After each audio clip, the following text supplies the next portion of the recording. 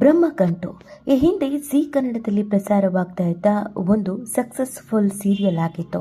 Brahmagantu serial ಎಲ್ಲರಿಗೂ ಇಷ್ಟ ಆಗಿತ್ತು ಮತ್ತು ಬಹು ವರ್ಷಗಳ ಕಾಲ ಪ್ರಸಾರ ಕೂಡ ಆಗಿತ್ತು.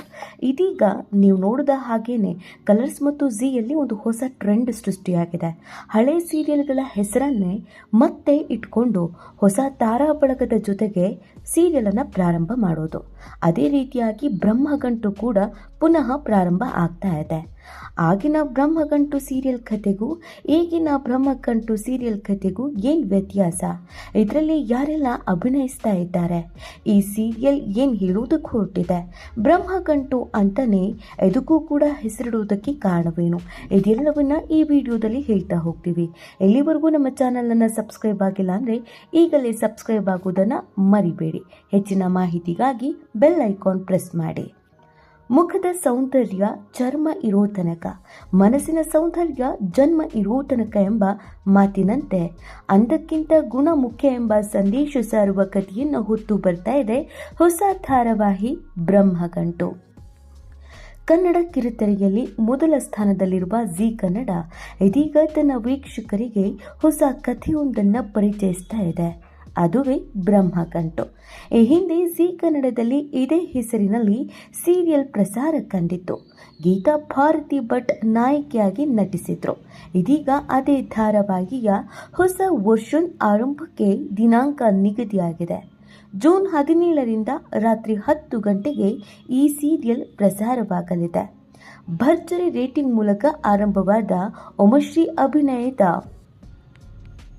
ಪುಟ್ಟಕ್ಕನ ಮಕ್ಕಳು ಈಗಲೂ ಕೂಡ ನಂಬರ್ 1 ಧಾರಾವಾಹಿಯಾಗಿ ಮುಂದುವರೆದಿದೆ.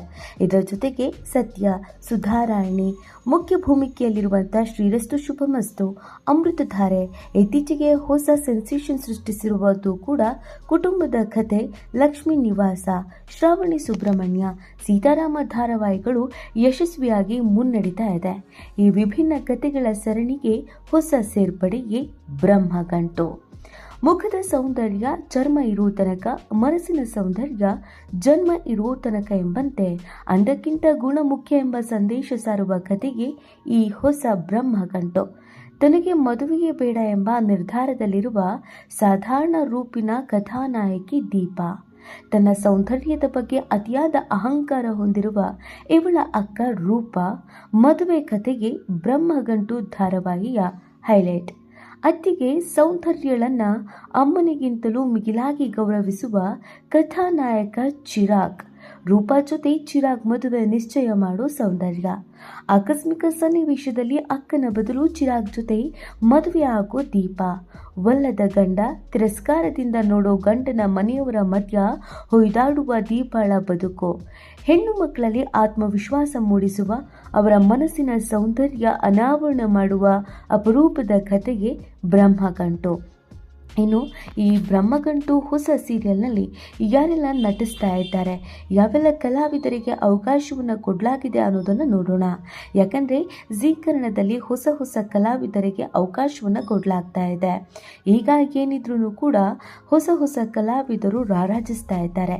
ಅದೇ ರೀತಿಯಾಗಿ ಜಿ ಕನ್ನಡ ಅನ್ನುವಂಥ ಪ್ರತಿಷ್ಠಿತ ಚಾನಲ್ನಲ್ಲಿ ಅಭಿನಯಿಸುವುದಕ್ಕೆ ತುಂಬ ಜನ ಕಲಾವಿದರು ಕಾತುರದಿಂದ ಕಾಯ್ತಾ ಇರ್ತಾರೆ. ಆದರೆ ಅವಕಾಶ ಅನ್ನೋದು ಎಲ್ಲರಿಗೂ ಸಿಗೋದಿಲ್ಲ.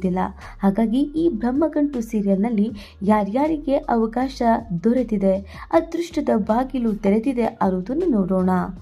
ಧೃತಿ ಕ್ರಿಯೇಷನ್ಸ್ ಮೂಲಕ ಖ್ಯಾತ ಕಲಾವಿದ ದಿಲೀಪ್ ರಾಜ್, ಶ್ರೀ ವಿದ್ಯಾರಾಜ್ ನಿರ್ಮಾಣದಲ್ಲಿ ಉದಯ್ ನಿರ್ದೇಶನ, ಪ್ರಭು ಛಾಯಾಗ್ರಹಣ ಈ ಧಾರಾವಾಹಿಗಿದೆ.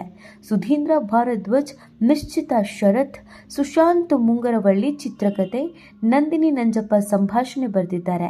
ಸುನಾದ್ ಗೌತಮ್ ಸಂಗೀತ ನೀಡಿದ್ದಾರೆ. ಪ್ರೀತಿ ಶ್ರೀನಿವಾಸ್, ರೋಹಿತ್ ಶ್ರೀನಾಥ್, ಶ್ವೇತಾ ರಾವ್, ಭುವನ್ ದಿಯಾ, ಕಾವ್ಯ, ಶರಣ್ಯ, ರೋಹಿತ್, ಶಿವಾಜಿ ರಾವ್ ಜಾಧವ್, ಅಭಿನಯ, ಸಿತಾರಾ, ಸುರೇಶ್ ರೈ, ಹರ್ಷ ಮುಂತಾದವರ ತಾರಾಗಣ ಈ ಒಂದು ಸೀರಿಯಲ್ನಲ್ಲಿ ನಾವು ಗಮನಿಸಬಹುದು. ಏನು ಅದೇ ಶೀರ್ಷಿಕೆ, ಕಥೆ ಮಾತ್ರ ಬೇರೆ. ಈ ಹಿಂದೆ ಜಿ ಕನ್ನಡದಲ್ಲಿ ಬ್ರಹ್ಮಗಂಟು ಹೆಸರಿನ ಸೀರಿಯಲ್ ಪ್ರಸಾರ ಕಂಡಿತು. ಗೀತಾ ಭಾರತಿ ಭಟ್ ಮುಖ್ಯ ಭೂಮಿಕೆಯಲ್ಲಿ ನಟಿಸಿದ್ರು. ಸುದೀರ್ಘ 4 ವರ್ಷಗಳ ಕಾಲ ಪ್ರಸಾರ ಕಂಡಿದ್ದ ಈ ಸೀರಿಯಲ್ 2021ರಲ್ಲಿ ಕೊನೆಯಾಗಿತ್ತು. ರಮೇಶ್, ಇಂದಿರಾ, ಶ್ರುತಿ ನಾಯ್ಡು ಈ ಸೀರಿಯಲ್ ನಿರ್ಮಾಣ ಮಾಡಿದ್ರು. ಈಗ ಅದೇ ಹೆಸರಿನಲ್ಲಿ ಮತ್ತೊಂದು ನಂಟು ಗಂಟಿನ ಕಥೆಯ ಜೊತೆಗೆ ಆಗಮಿಸಿದೆ ಬ್ರಹ್ಮಗಂಟು ಸೀರಿಯಲ್. ಇಲ್ಲಿ ಅಕ್ಕ ತಂಗಿಯ ಕಥೆಗೆ ಹೈಲೈಟ್. ಈಗಾಗಲೇ ಜೀ ಕನ್ನಡದಲ್ಲಿ ಅನೇಕ ಸೀರಿಯಲ್ಗಳು ಮುಂದು ಅಂತ ಪೈಪೋಟಿ ಕೊಡ್ತಾ ಇದೆ. ಆ ಸೀರಿಯಲ್ ಕಥೆಗಳನ್ನು ಹಿಂದಿಕ್ಕಿ ಬ್ರಹ್ಮಗಂಟು ಟಾಪ್ 1 ಆಗಲಿದೆ ಅನ್ನೋದು ಕೆಲವರ ನಿರೀಕ್ಷೆ ಆಗಿದೆ. ಹೊಸ ತಾರೆಗಳ ಜೊತೆಗೆ ಹಿರಿಯ ಅನುಭವ ಕಲಾವಿದರು ಕೂಡ ಇರೋದ್ರಿಂದ ಅಭಿನಯ ಕೂಡ ಅದ್ಭುತವಾಗೇ ಇದೆ. ಇನ್ನು ಸಮಾಜಕ್ಕೆ ಒಂದೊಳ್ಳೆ ಸಂದೇಶವನ್ನು ಸಾರುವಂತಹ ಕಥೆಯನ್ನು ಆಧರಿಸಿದಂಥ ಸೀರಿಯಲ್ ಇದಾಗಿರೋದ್ರಿಂದ ಖಂಡಿತವಾಗಿಯೂ ಯುವ ಜನತೆಯ ಮನಸ್ಸನ್ನು ಕದಿಯೋದ್ರಲ್ಲಿ ಈ ಒಂದು ಕಥೆ ಯಶಸ್ವಿ ಆಗುತ್ತೆ ಮತ್ತು TRPಯಲ್ಲಿ ಮೊದಲ ರೇಸ್ನಲ್ಲಿ ಖಂಡಿತವಾಗಿಯೂ ಕೂಡ ಇದ್ದೇ ಇರುತ್ತೆ ಅನ್ನುವಂಥ ಒಂದು ಬಲವಾದ ನಂಬಿಕೆಯನ್ನು ಸೀರಿಯಲ್ನ ತಂಡ ಇಟ್ಕೊಂಡಿದೆ. ಇನ್ನು ಸೀರಿಯಲ್ ನೋಡಿ ಪ್ರೇಕ್ಷಕ ಪ್ರಭುಗಳು ಏನು ಹೇಳ್ತಾರೆ ಅನ್ನೋದನ್ನು ಕಾದು ನೋಡಬೇಕಾಗಿದೆ. ಈ ಬಗ್ಗೆ ನಿಮ್ಮ ಅನಿಸಿಕೆ ಮತ್ತು ಅಭಿಪ್ರಾಯ ಏನು ಅನ್ನೋದನ್ನು ನೀವು ಕೂಡ ಕಮೆಂಟ್